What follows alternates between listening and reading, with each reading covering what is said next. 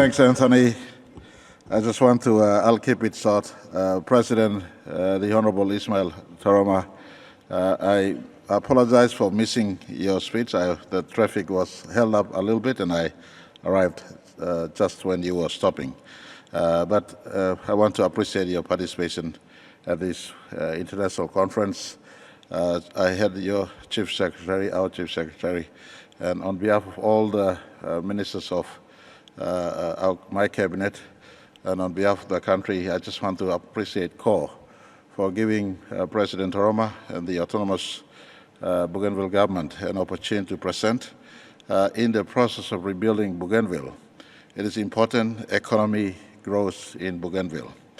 Bougainville economy must drive Bougainville aspirations. We give full support to all economic endeavors in Bougainville. Before the crisis, Bougainville on record was the leading province in Papua New Guinea. They were economically strong. They are very resilient people, self-sustaining people in any case. Bougainville is just not Panguna mine. A lot more bigger resource in Bougainville. They had, in fact, on record, possibly the biggest coconut plantation in the Southern Hemisphere before the crisis. So all in all, there's a need for a lot of collaboration to resuscitate the economy in Bougainville. The people themselves have intrinsically strong characteristics of resilience and innovation and self-sustenance. And so good people to partner. We are attached with Bougainville in any sense, in every sense, whilst the peace process that was bettered on 30th of August 2001 is still running its course in respect to the final outcome of our political settlement with acknowledgement that 97.7% voted for independence. The process is still running. We've engaged Sir Marape, a renowned Pacific statesman from New Zealand, to be a mediator in between the issues that is outstanding, especially matters pertaining to the process to be deployed to usher in the referendum results into the floor of Parliament. And what happens when Parliament deals with the matter, when the National Parliament deals with the matter. Whilst that is outstanding, it is purely a construct of 2001 peace agreement. And I've made it no secret, we give respect to the entire peace agreement process that includes referendum, that includes Parliament making a final decision.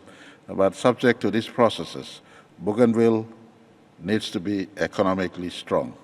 And I want to place on record in this conference for any investors who want to find residence in Bougainville, whether in partnership or in independent business venture, you are all most welcome. Guinea will not stand in the way of investments growing in Bougainville. In fact, all business matter is principal responsibility of the Bougainville government. They have full authority in all business matters in Bougainville, including Panguna mine. For anyone who's been shopping around in Guinea looking for business opportunities in Guinea, you're in the wrong place doing the wrong thing. The right place is Buka. The right place is Buin. The right place is Arawa. The right place is Panguna. The key to Bougainville investment is the presidency and government of Bougainville. In our effort to empower them, in our effort for them to practice their own governance in any sense, then all matters start with Buka as the seat of government in Bougainville, exercising jurisdiction over its space. And so we start with economic independence as a fundamental basis, because once you have the money, you're able to sustain any endeavors into the future. At the moment in Bougainville, internal revenue is only 7% of their total recurrent and development budget.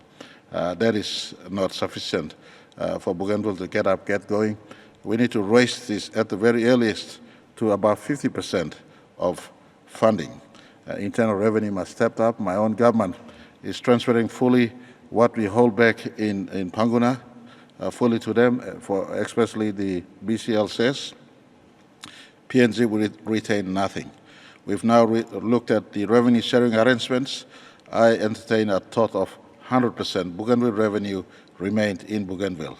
Whatever is generated in Bougainville, PNG will benefit in any case from the spin-off associated with transitionary business that happens in between both sides. So we're looking into this model to empower them economically so that they could be financially resilient and self-sustaining. That will take some time, but it starts with this sort of engagements, and I welcome any investors out there. Those of you here, few, we may be in number, but the power of remittance through technology, anyone listening in online, and over and beyond, this session should sound out the trumpet that Bougainville is open for business, and any investors welcome, certainly, to go into business. Guinea will not impede. Thank you very much. God bless.